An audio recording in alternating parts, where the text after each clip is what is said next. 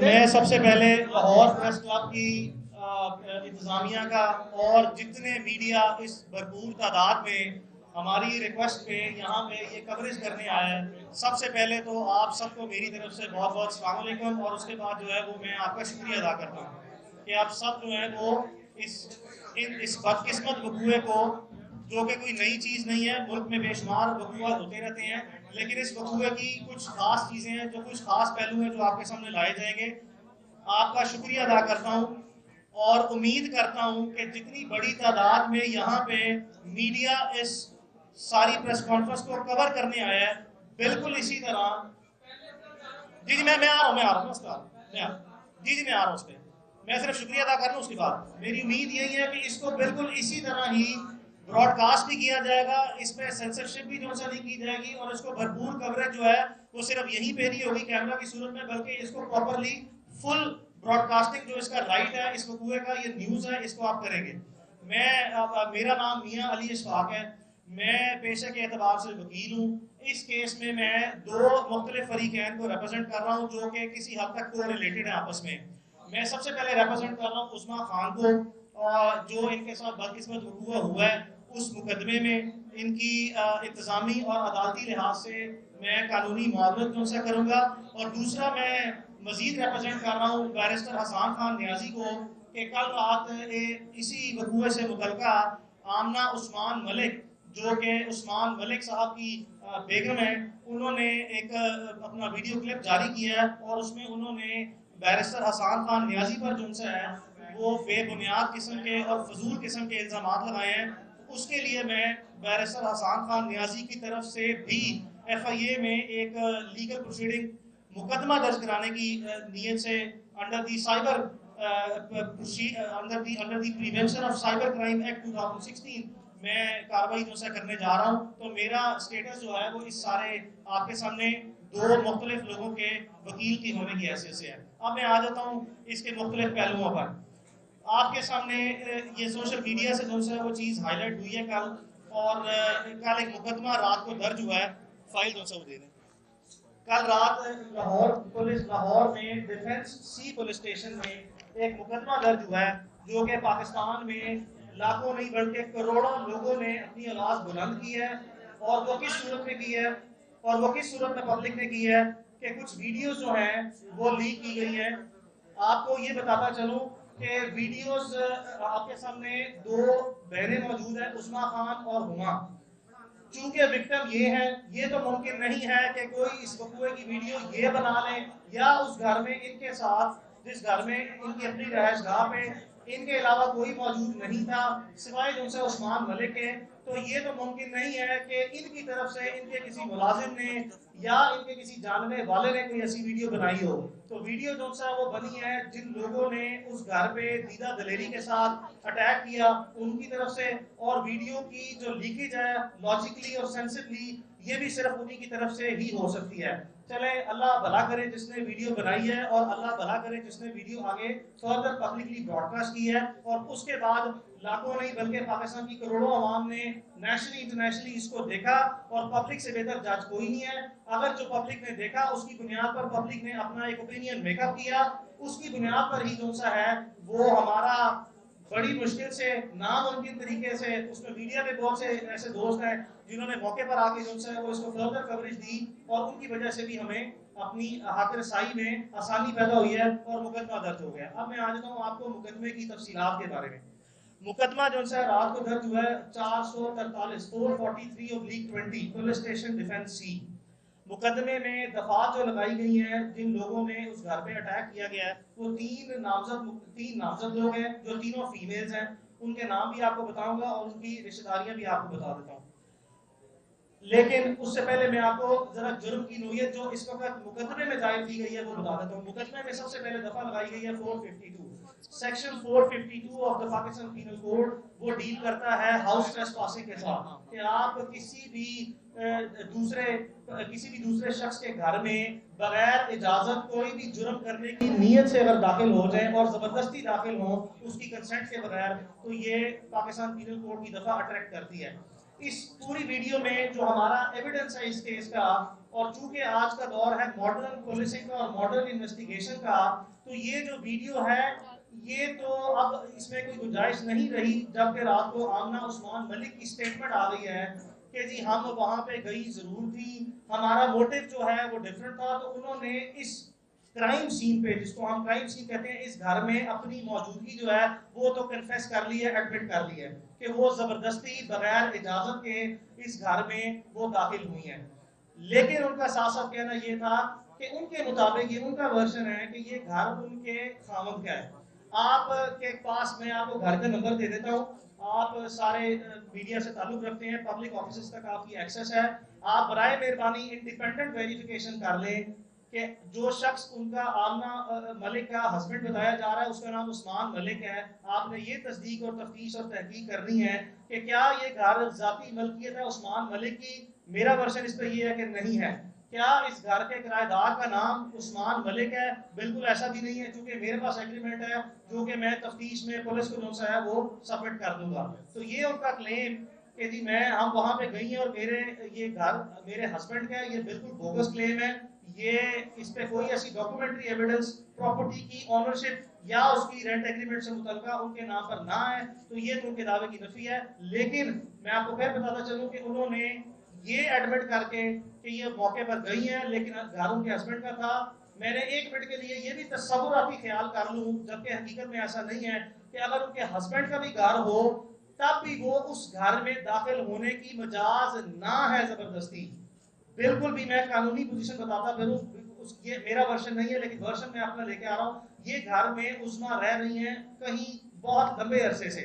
ना सिर्फ ये कि घर उस्मा खान के पोजेशन में है, बल्कि ये वहां पे इनकी रजिस्टर्ड प्रेजेंस जो सी है कागजाती सूरत में और अदरवाइज भी जो सा मौजूद है। और आप इसी सिलसिले में जो इनके नेबर्स हैं उनकी इंडिपेंडेंट स्टेटमेंट की वेरिफिकेशन भी मीडिया खुद जाके कर सकता है, जो कि हम बाद पुलिस को कराएंगे। तो पहला जुर्म तो ये है जी कि ये 452 पीपीसी जो सा लगा है जिसमें इन्होंने अपनी प्रेजेंस मान ली है, तो ये तो जुर्म का इकरार जुर्म हो गया। इसकी कानून में 7 साल सजा है और ये एक नॉन बेलेबल ऑफेंस है। इस तरह के मुकदमात में जब इस तरह के इतनी सॉलिड, रिलायबल और वेरीफाइबल एविडेंस हो और इतनी वाज़ेह एविडेंस हो, तो आम हालात में, चूंकि ये खास नोयत का मुकदमा है, उस पहलू पर भी नजर डालेंगे कि क्यों खास है, लेकिन आम हालात में पुलिस 5 मिनट ज़ाया नहीं करती और जिन लोगों ने जुर्म किया हो उसको उनको गिरफ्तार करती है।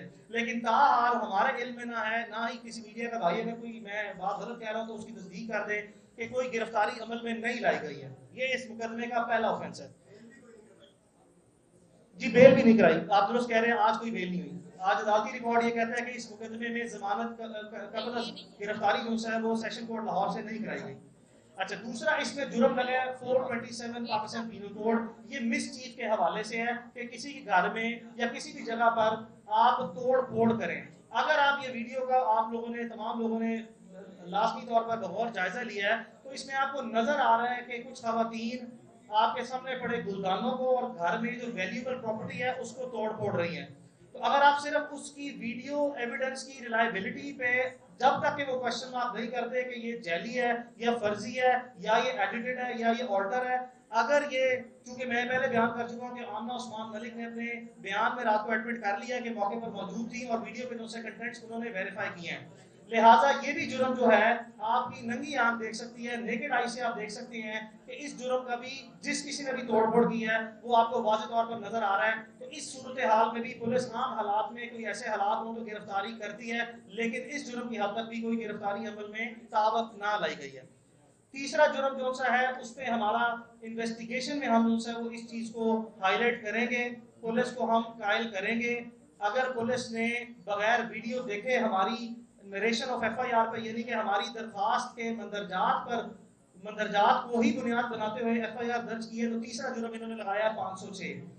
हमारा इस पे डिस्प्यूट है, ये 506 जुर्म नहीं बनता। ये 506 आगे सब सेक्शन 2 है, या उसको आप 506 बी कह लें या सब सेक्शन 2 कह लें, ये वो अट्रैक्ट होता है। उसकी वजह ये है कि जब आप किसी शख्स को धमकी देते हैं आम हालात में, जैसे मैं आपके सामने बैठा हूं और अगर मैं कोई धमकी अमेज बात करता हूं तो इसको कहते हैं 506 कि आपने किसी को जान से मार देने की या संगीन नतायज की धमकी दी। लेकिन अगर यही जुर्म में आपके सामने बैठ के कोई असला या कोई आला जिससे कोई आपकी जान को नुकसान पहुंच सकता है, अगर वो लेके करूं तो इसको कहते हैं 506 बी, बिकॉज जो जुर्म है उसकी पेनिट्रेशन जो सी है उसकी शिद्दत में इजाफा हो जाता है और वो बनता है 506 सब सेक्शन 2 या 506 बी। तो चूंकि आप वीडियो में देख सकते हैं कि जो गार्ड गए हैं अंदर इनके, जो कि जिनका ऑब्वियसली नेशनल सी बात है, हमने जो वकूआ हुआ है वीडियो को सामने रखते हुए और अदरवाइज जो हमारे साथ वकूआ हुआ है हमने वो नरेट कर दिया है। तो वो गार्ड आप देखें तो उनके हाथ में असला मौजूद था।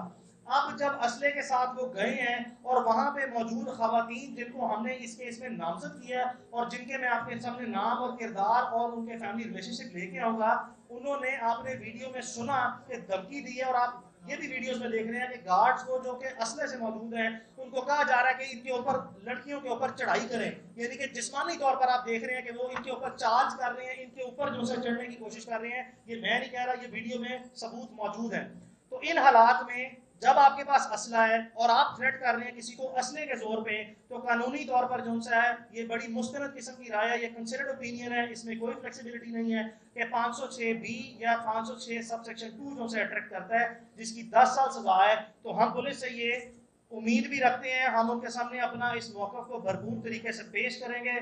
हमें आपकी भी रहनुमाई चाहिए होगी, आप अपना इंडिपेंडेंट एक्सपर्ट का ओपिनियन भी लें कि हम कायद करेंगे कि इस मुकदमे में 506 भी ये हल्का ऑफेंस है, 506 जो कि काबिल जमानत है जिसकी 2 साल सजा है, और जो 506 बी है उसकी 10 साल सजा है, वो नाकाबिल जमानत जुर्म है, उसको इस केस में ऑल्टर किया जाए, अमेंड किया जाए या उसको चेंज किया जाए, उसको असल सूरत में हकायक और जितने सबूत हैं उसकी बुनियाद पर जो सा है वो तफ्तीश सामने लाई जाए और इस जुर्म को आज़ाद किया जाए, तफ्तीश की जुबान में इसको ये कहते हैं।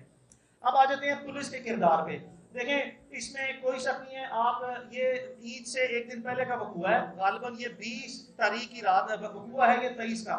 हमने अब पूरा मुल्क जानता है कि बड़े नेचुरल से सर्कमस्टेंसेस थे, पूरे मुल्क में ईद थी, हमारी लॉ इन्फोर्समेंट जो है वो काम तो कर रही होती है, लेकिन पूरे पाकिस्तान में पब्लिक ऑफिस और प्राइवेट ऑफिस का तकरीबन सारा स्टाफ, अगर नहीं तो सिर्फ 90% स्टाफ जो है वो छुट्टी पे होता है। तो इन हालात में हमारी सुनवाई कोई नहीं हुई, हम जुबानी तौर पर गए हैं, हमें धुतकार के जो बाहर भेज दिया गया। उसके बाद जिस वक्त ये सोशल मीडिया पर सर्कुलेट हुआ है, हमने दोबारा कल पहला वर्किंग डे था सरकारी छुट्टियों के बाद, हम दोबारा गए हैं और हमने फौरी तौर पर अपनी शिकायत दर्ज कराई है।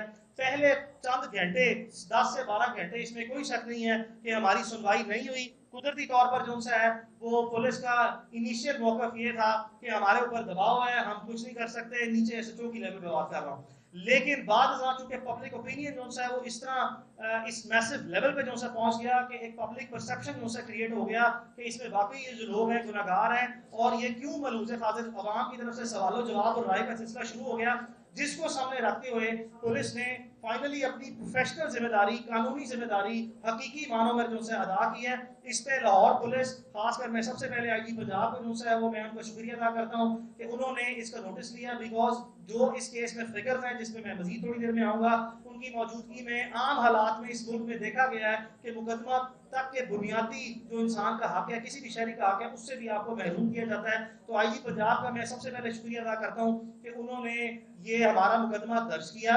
2 केस में नकायस कमजोरी हैं, हम आपको सबूत देंगे, हम आपको कन्विंस करेंगे, आपकी मेहरबानी, हम आपसे आज़ाद और गैर जानिबदार तफ्तीश की उम्मीद रखते हैं। दूसरा मैं शुक्रिया अदा करूंगा सीसीपी लाहौर का, चौधरी जुल्फकार का। मैं इनको पुराना जानता हूँ, 10-15 साल से प्रोफेशनल पुलिस ऑफिसर हैं, कभी इनकी शोहरत जो है बुरी सुनी देखी नहीं गई। और तीसरा मैं अब मजीद तवक्को करता हूँ सबसे पहले लाहौर के डीएजी इन्वेस्टिगेशन से मेरे मुतालबात। भाई मैं आप मेरी आप फैमिली से पूछ लें, अगर वो बोलना चाहती है तो बोल लेती है, आप पूछें वो बोलना चाहती है, आप उनकी कंसेंट के बगैर तो नहीं उनको कह सकते बोलने का, आप वो तो नहीं कह सकते। हाँ वो कर लेते हैं, आपके सवाल जवाब पे आएंगे, आप बोलें।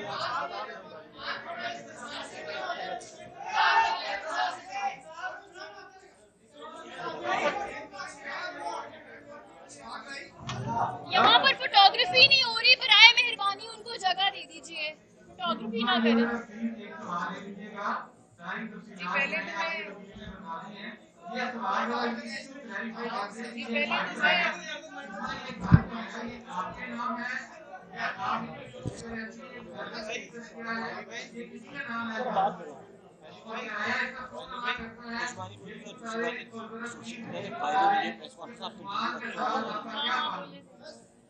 जी पहले तो मैं आप सबका शुक्रिया अदा करना चाहती हूँ, आज सब लोग यहाँ पे चलो जी आप चुप करेंगे तो मैं कुछ बोल सकूंगी।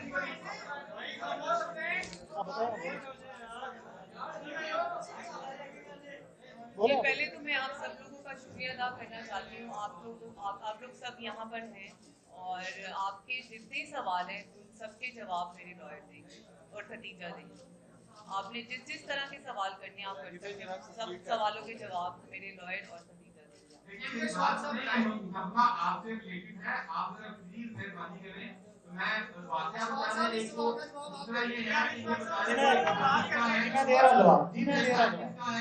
जी मैं जवाब दे रहा हूँ। देखिए आपस में क्या था? मैं आप ये घर जो सा है वो उसका एग्रीमेंट मेरे पास है, मैं आप सबको एक कॉपी दे दूंगा।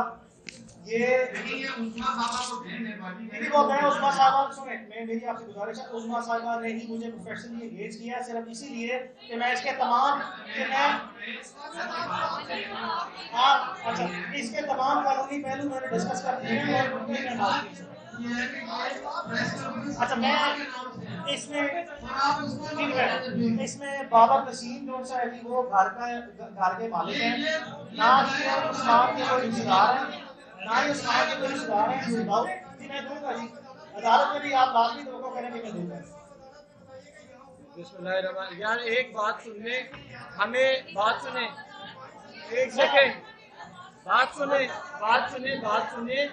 यहाँ किसी हमने आके कि मीडिया पे तोहमत नहीं लगाई, आप रिलैक्स करें। 1 मिनट आपको और चाहिए, उसके बाद प्रेस कॉन्फ्रेंस खत्म है। और ये बात आप इम्पोज नहीं कर सकते उस्मा पे बोलने की।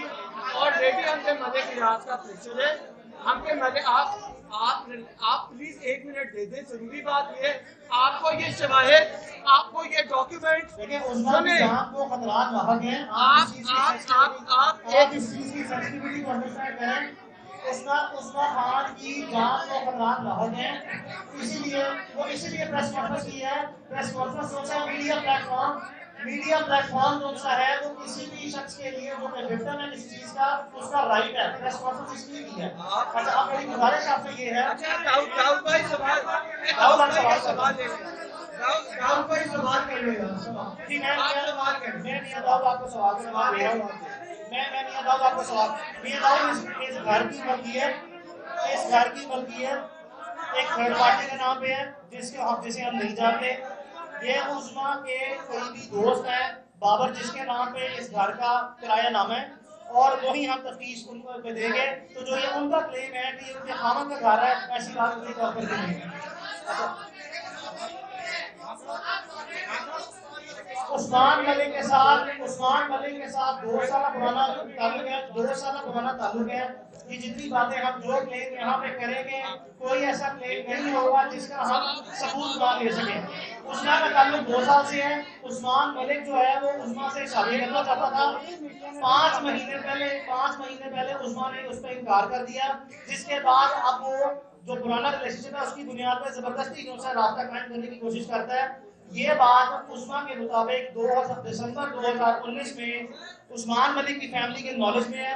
उसके हमारे पास सबूत है कि उस्मान मलिक और उसकी फैमिली के दरमियान जितनी मोबाइल कन्वर्सेशन है मैसेज की सूरत में वो हमारे पास मौजूद है, वो भी हम पेश करेंगे। तो इसका रिलेशनशिप कौन सा वो यही है कि इससे उसकी इस्लाम पर भी दोस्ती थी और उससे शादी करना चाहता है।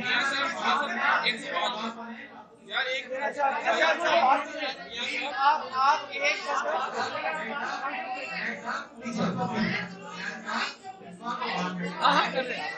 अच्छा बात सुने। आप लोगों के देखिए उस्मा मैं आपके सामने कहना चाहता हूँ उस्मा मुकम्मल तौर पर आजाद है, वो जितनी बात करना चाहे करें, वो जिस सवाल का जवाब देना चाहे वो दें।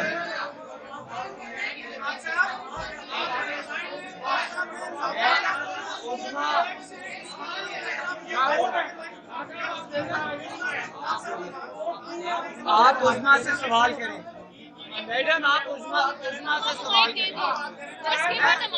आप बात सुनिए, आपने से आप उस खवातीन को सवाल तो करने दें। आप उस्मा से सवाल करिए। जी जी प्लीज करें, आप करें सवाल। जी प्लीज आप सवाल करें। उसका मानना मेरा ये है कि जैसा कि वकील साहब ने कहा कि वो खवातीन जो है ना गैर कानूनी तौर पर आपके घर में दाखिल हुई, तो ठीक है ये बिल्कुल गलत है, लेकिन सवाल ये है कि आधी रात को मुसलमान गलत आपके घर के आगे रहा था, तो क्या अखलाकी तरफ से ये इस्लामी कम्युनिस्ट का वोट कर सकते हैं कि कोई बंदा रात के वक्त दो खवातीन बंदा आपके घर में ये भी ये मेरा उससे ताल्लुक खत्म हो सकता है। क्या एफआईआर इस चीज पे कटी है? I'm sorry, please दोबारा बता। I'm sorry, please दोबारा बता दें। I'm sorry, शोर बहुत है, please दोबारा। आवाज नहीं आ रही। जी प्लीज।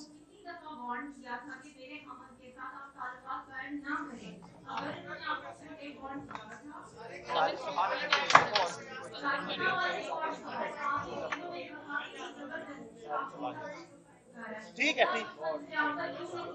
जी जी। और किसी को कोई सवाल है? आप मैडम आप वीडियो के अंदर साफ दिख रहा है, इस वीडियो को आप हवाला दे दिया, वीडियो में साफ दिख रहा है कि आपने बारहा उससे माजरत की है। किस बात पे आप माजरत कर रहे हैं? पहले सवाल का जवाब है। पहले सवाल का जवाब है।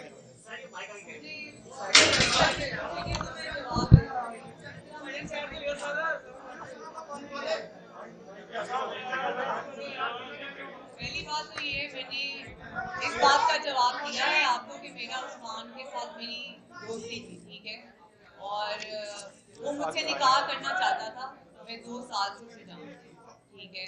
और रही बात उनकी वाइफ की, उन्होंने मुझे कभी वार्न नहीं किया, इसका कोई एविडेंस भी नहीं है। और इस चीज़ का कोई एविडेंस भी नहीं है, और उन्होंने मुझे कभी एक कॉल भी नहीं की। मैंने उन्हें देखा पहली दफा उसी दिन चांद रात को।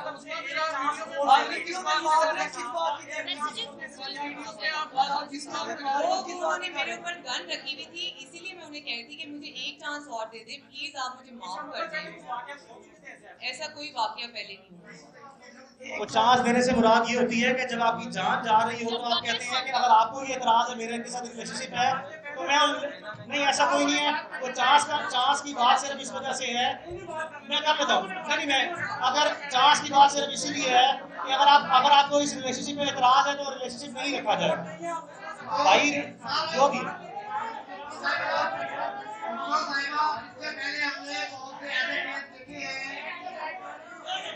बहुत से ऐसे केस देखे हैं जिसमें लोगों के साथ फिर लेन देन हो गया, मामला तय हो गए और बड़ी रकमें ली है। चांद सतोई का कराची में केस इसी तरह का था और उसमें उन्होंने भी फाइल माफ कर दिया लड़की को। बहुत अच्छा सवाल है। कहीं आपने ऐसे ड्रामा तो नहीं कभी भी कैसे कैसे लेने का प्रोग्राम तो नहीं लंबा दौड़ा।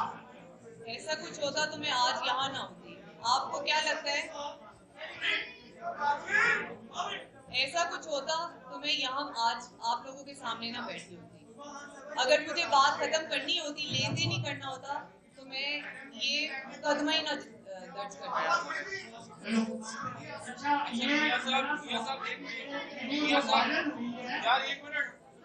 जी जी बताएं। जी जी भाई बताएं, भाई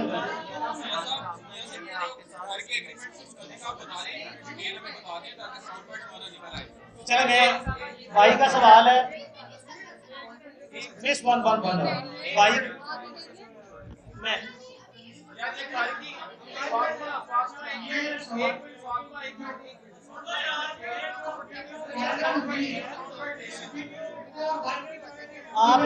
आपका सवाल है घर की किराएदारी से मुतल्लिका। मैं बता देता हूँ, घर का एड्रेस मैं आपके सामने रख रहा हूँ, आपके सामने घर का एग्रीमेंट भी मैं जो है वो आपको बाद में कॉपी करा के दे दूंगा। घर का किराया नामा है बाबर नसीम के नाम पे, वो उस्मा के पुराने दोस्त हैं। उस्मा यहाँ पे काफ़ी अरसे से रह रही हैं। बाबर नसीम का कोई ताल्लुक वास्ता नहीं है उस्मान मलिक से या उसके किसी लेने देने से। इस घर पे पुराना पोजीशन जो सा है वो उस्मा का ही है। चंद चीज़ें जो मैं आपको बताना चाहता हूँ, देखें इस वकूए के 2 विक्टिम हैं। विक्टिम तो बहुत से हैं, इस विक्टिम जो सा सबसे पहले उस्मा और इसकी बहन है। उस्मा की बहन भी जो सी है, इनका पाँव जख्मी हुआ है, आपने वो देखा होगा। दूसरा विक्टिम जो सा मलिक रियाज खुद हैं इसके, चूंकि मलिक रियाज जो से मौके पर मौजूद नहीं थे, इसमें कोई शक नहीं है। हमारा मलिक रियाज पर कोई जाती क्लेम ये नहीं है कि उन्होंने किया है। वो विक्टिम इसलिए है कि उनकी दो बेटियां अंबर मलिक और पश्मीना मलिक, जो मलिक रियाज की दो बेटियां जो मुकदमे में नामजद है, वो वहां पे मौजूद थी। तो हमारी तरह इस वकूए के मलिक रियाज जाती तौर पर खुद भी विक्टिम है, लेकिन हम मलिक रियाज के विक्टिम कुदरती तौर पर बन जाते हैं कि वो पाकिस्तान की एक इन्फ्लुएंशियल जो सा शख्सियत माने और जाने जाते हैं। तकलीफ इस चीज़ की है कि उन्होंने कौमी इदारे जो से हैं, आर्म फोर्सेस के इदारे, जहाँ पे कह दिया कि ISI को बुला चुके ले जा। ये बताना चाहता हूँ कि ISI की तो शायद किसी सफाई का बूट भी जो है वो नहीं कर सकते मलिक रियाज की बेगमात को या फैमिली को। इस तरह की बातें इदारों को बीच में इन्फ्लुएंस नहीं करना चाहिए था। तो एक इसके विक्टिम ISI वाले हैं, एक आपके सामने ये है, एक मलिक रियाज उनकी बेटियों के और अपने रिश्तेदारों के विक्टिम खुद जाती तौर पर है। अच्छा जी वकील साहब, जी जी प्लीज।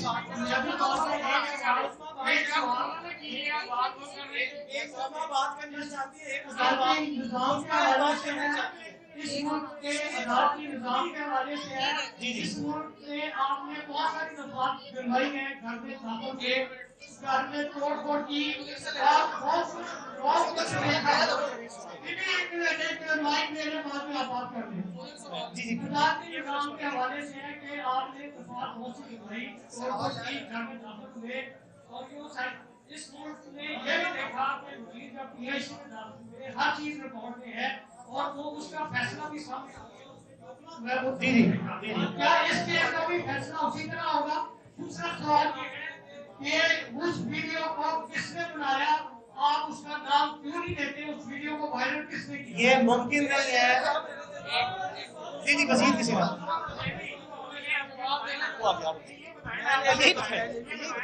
यही बताइए। उसका एक बात करना चाह रही है। और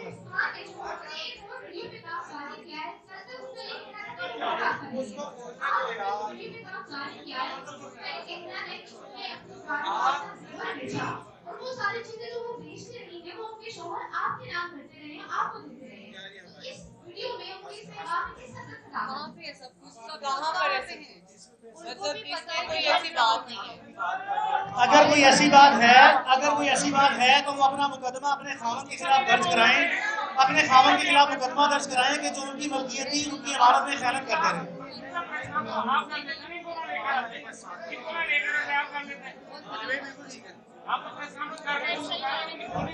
बताएं उसमा बोलो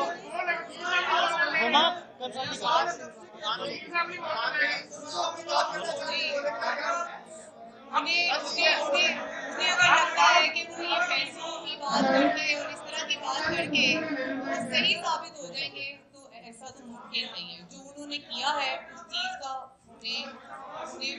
मुझे जवाब देना पड़ेगा कि उन्होंने ये मेरे साथ क्यों किया। और रही बात उस्मान मलिक की, उस्मान मलिक अभी तक मुझे मैसेजेस डाले, कॉल्स कर।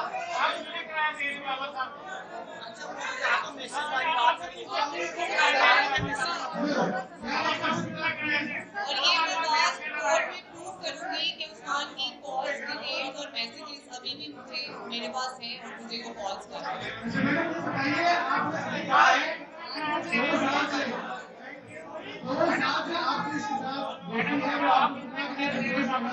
सवाल जी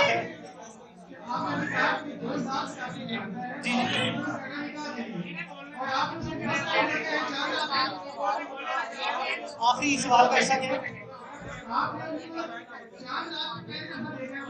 नहीं बिल्कुल नहीं देखा। 2 साल से ताल्लुक है। मैंने बताया कि दिसंबर 2019 में ताल्लुक खत्म हो गया था, जिसके बावजूद जो है उस्मान ने राब्ता रखा। इनको पहले कहा शादी कर लें, इन्होंने जो है वो शादी से इनकार किया, जिसके बाद उस्मान दिसंबर 2019 के बाद दोबारा मुसलसल राब्ते में है। और दूसरी बात ये जो कह रही है, आज इस वक्त जब हम आपके पास बैठे हैं, कल के वकूए के बाद इस वक्त भी इनके मोबाइल में जो है सारा डाटा मौजूद है, जो कि सबूत जो है कंसिडर होता है कि उस्मान अभी भी इस वक्त भी जो है राब्ते में मौजूद है। हमारे पास उसकी कॉल और मैसेज सेव है।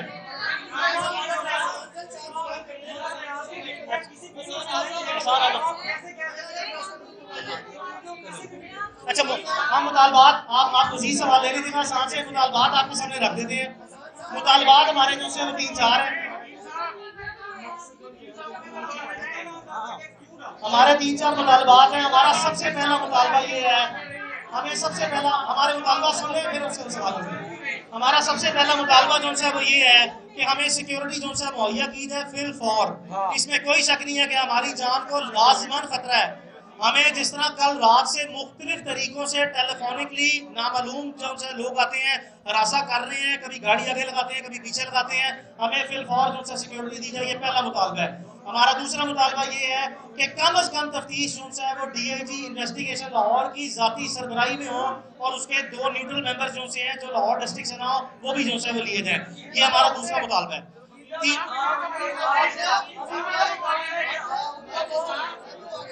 जी जी बताए। हमारा तीसरा मुतालबा जो है वो ये है, हमारा तीसरा मुतालबा जो है वो ये है, हमारा तीसरा मुतालबा ये है कि फिल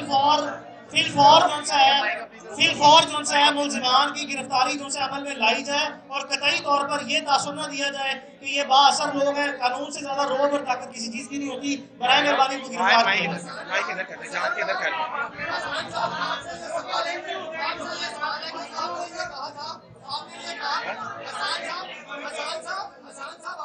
आखिरी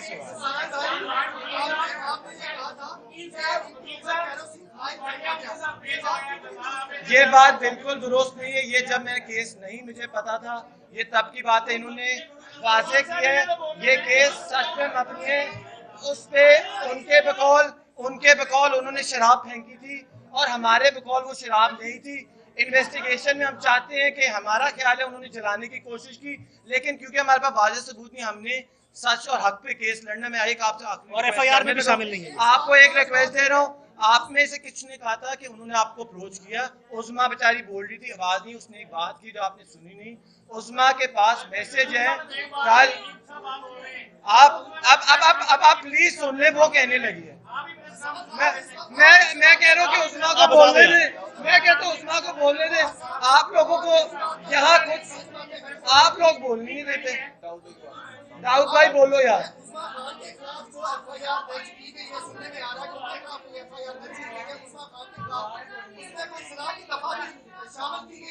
हमारे इल्म में कोई ऐसी FIR नहीं है, ना हमें पुलिस ने किसी शामिल तफ्तीश की है। ये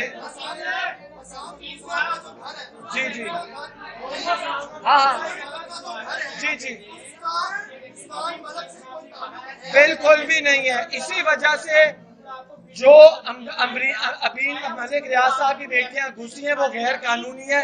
और बहुत बहुत शुक्रिया।